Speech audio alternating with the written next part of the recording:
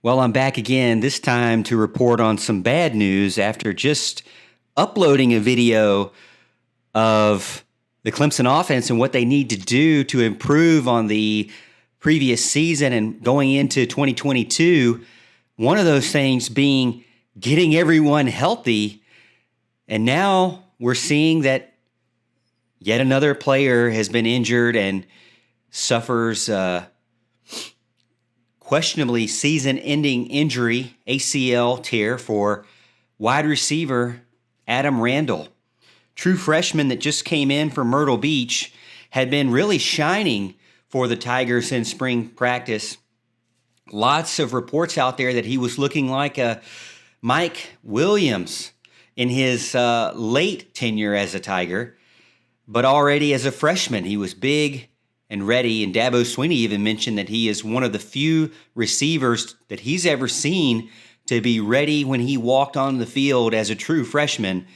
And now it's in doubt if we'll ever see him for the 2022 season. Now, I have, as I've mentioned on the show, torn my ACL twice, and it is a long recovery for someone who's not got the best facilities and the best doctors and the best physical therapy and trainers out there.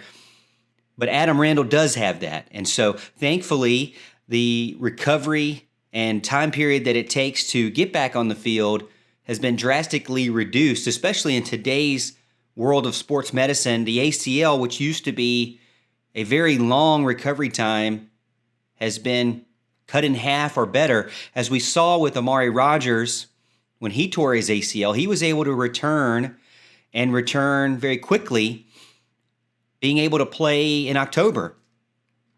Now, I don't know if everybody has that ability to return that quickly, but let's get into the statement from Dabo Swinney, very, very quick statement, and quote, Adams sustained a knee injury in practice on Friday, and Friday meaning April 1st.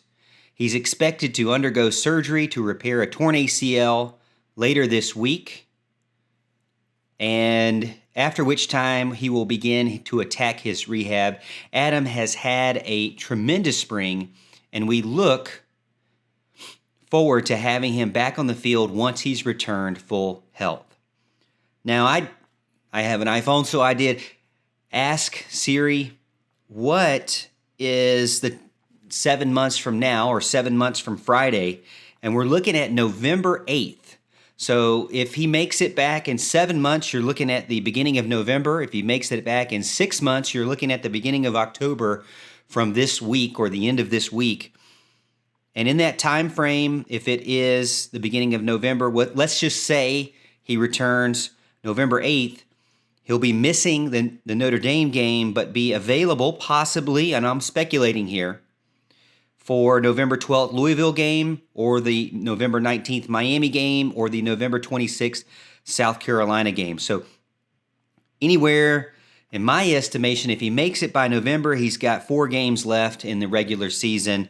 If he makes it earlier than that, then that might be possible. But, you know, it really is a shock to the system again, because it's like a lot of fans I'm seeing are saying, well, this is 2021 all over again. Here we go again with the wide receiver core. And it doesn't seem very good. You know, I like to say last year when there was smoke, there's fire, and I ignored that. I thought, oh, this can't possibly be the way it ends. This can't possibly be the way that it happens for the Tigers. But my goal this year is to actually admit, and not just wear those orange-covered glasses, admit what I'm seeing and reading about and what we're hearing. And if you look at the roster of wide receivers that are currently on the team, Joe Ngata has fought foot injury and abdominal injury, oblique injury, and he's supposed to be fully healthy now. But do we put him in the fully healthy group, or is he returning from injury? I don't really know. It's never really for sure with Ngata. I hope that he has a full season, but he's questionable. I mean, with his track record, how much confidence do you really have? Drew Swinney, haven't really had many issues with him. E.J. Williams returning from knee surgery and hasn't really played at all in the spring. And didn't have much time in 2021. Brandon Spector didn't play in 2021, returning from COVID and hurt himself skateboarding this spring. Will Taylor tore his ACL early in the season last year because he was having to play as a freshman in that slot position, and he is recovering from that ACL and did not get to play last season after he had that injury. Dekary Collins, I don't know of any injury to him, so he would be the second person I would put in the healthy realm or group. Bo Collins is a guy I would normally put in the healthy group, but he's been battling a hamstring injury recently. Troy Stellato, I mean, to be honest with you, who is the guy? Who is the guy? I don't even know if I've seen a picture of him since he's been on the team. So returning from a hamstring, he didn't play any last year. He was so far behind. I don't know how far behind you have to be to not even get on the field to run a deep route, but he was far behind and it's not seen him. And then you've got Adam Randall, who just tore his ACL on Friday, as I mentioned. And then you've got the two guys left that aren't even on the team right now. They're not joining till the summer, and that's Antonio Williams and Cole Turner. So of the guys that are on the team right now, 1, 2, 3, 4, 5, 6, 7, 8, 9. 2 out of 9 are healthy and really have no issues. That Drew Sweeney and Dekary Collins, knock on wood. Knock on wood with that. The other 7 are returning or just entered into injury and are battling back. And then again, the last 2 aren't on the team yet. So when you look at the team as a whole, this is not good. I mean, again, we're seeing Adam Randall was somebody who got a lot of snaps. And, there are the fringe fans that say, well, we got to blame this on, I don't know why people want to blame people for every single thing. But blame it on the coach, on the strength and conditioning coach or the training program. I mean, there are ways to strengthen ligaments, but it's not the same as a muscle. You can do flexibility workouts, you can do balance workouts, you can do yoga, certain things like that, stretches. But at the end of the day, sometimes it just happens. And in those positions, those outside skill positions like wide receiver, skill positions like running back, positions where you're having to jump a lot, you're having to do things and land on one foot, one leg, or where you're having to make hard cuts like a basketball type moves, those are positions where it happens more often than not. Positions where you're battling one-on-one, it happens more often than other positions. And you're making those hard moves and trying to go as fast as possible, but also stop and turn as fast as possible. So I can't really say in my advice to a fan who says, oh well, it's the training or the strength and all this stuff, I would just say forget that. I mean, that's just a waste of time. There's no need for that. You can't blame the coaches or a coach specifically for something like this. It is what it is. You have to deal with it. But on the flip side, you have to think these players that are returning from injury, you can't rush them because you need them to be healthy and get in there.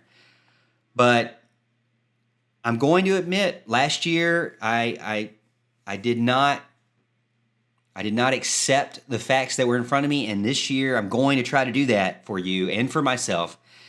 And right now, the wide receiver room does not look very good. Now, what it will look like in the fall, hopefully Williams, I'm hearing that Spector is looking good. Hopefully Taylor, Collins is back, and hope Troy Stellato shows something. And Antonio Williams and Cole Turner get in there and show up as we hope they can as well. You need 3, starters. You need 2 typically taller outside guys. In my opinion, you're looking at Joe Ngata, E.J. Williams, Bo Collins, and Dekary Collins. So you got 4 guys. If they can stay healthy, those are your outside guys. You don't have 3 deep, but you got 2 deep. Well, you don't really have 2 deep. You got 4.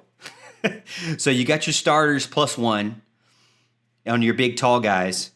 And then slot position, you're looking at Brandon Spector, Will Taylor if he's back, Troy Stellato if he's ready, and then Antonio Williams, Cole Turner, those guys possibly as well. So hopefully what was a big issue last year, which was slot position, could turn into a strength. But now it's flipped on the other side where it's who's going to be your big, tall outside guy. If Ngata stays healthy the entire season, you could count him as maybe a number 1 guy on the outside. But then who is that other guy? Is it Dekary Collins? And if you lean too heavily on one or another, like they probably did with Adam Randall here, you could risk injury by over practicing them. I'm not saying that that's what happened. It could have been just a fluke injury, but you have to think about player management in this case and health management, because you got to get through the season with enough wide receivers to be a threat, because you do not want to be one-dimensional. You cannot sit here and just be a running first football team. The offensive line still has to prove what they can do. If Clemson's going to be a run-first football team, I think they can be one of the best running teams in the nation.